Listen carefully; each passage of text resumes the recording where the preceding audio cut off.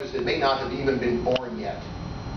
When our Secretary General Ban Ki-moon, came to office, he'd been the former foreign minister of South Korea.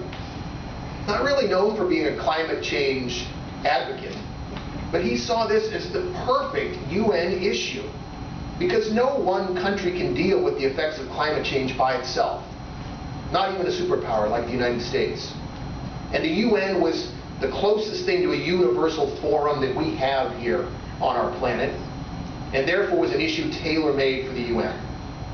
He traveled the globe. He visited the depleted rainforests in the Amazon. He visited the increasing deserts in Africa and Gobi Desert in Central Asia. He visited both poles, north and south, dragging along with him members of the international media.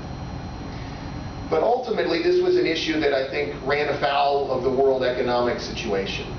It's very difficult, particularly with the United States still trying to sort through its climate policies, for the rest of the world to decide that they're going to make sacrifices or to alter their policies if one of the largest emitters in the world is not leading in terms of shaping an international agreement.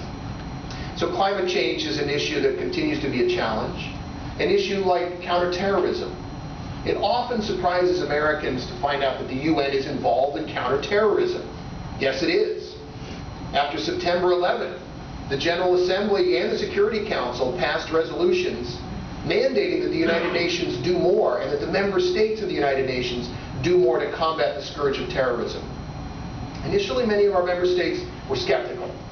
That's a United States problem, not ours. But over the past 10, 11 years, people have learned differently. In fact, by far the vast majority of countries where you've seen the victims of terrorism are in the developed world, in countries that are not considered Western. So all countries are now trying to deal with this, and it's making some very interesting bedfellows.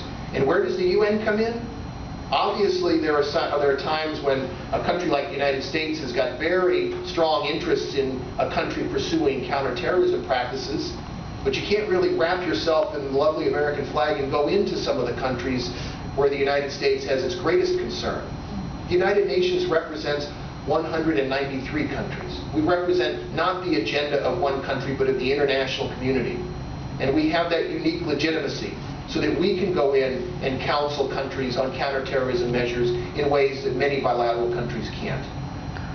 The United Nations, of course, is also involved in countries of no small interest to the United States, countries that loom as large as Iraq and Afghanistan. Troops will be pulled out. U.S. troops will be pulled out of Iraq by year's end. The United Nations will be there in that aftermath, working in partnership with the other countries and with the Iraqi government, trying to improve their electoral processes, trying to deal with tensions between the Kurdish North and the Arab South, trying to deal with issues that are still left over from the first Gulf War and tensions between Kuwait and Iraq. Not to mention the regional issues involving Iran, where again the United States is not inclined to sit down and have direct negotiations with Iran, who nonetheless has their fingers in lots of pies.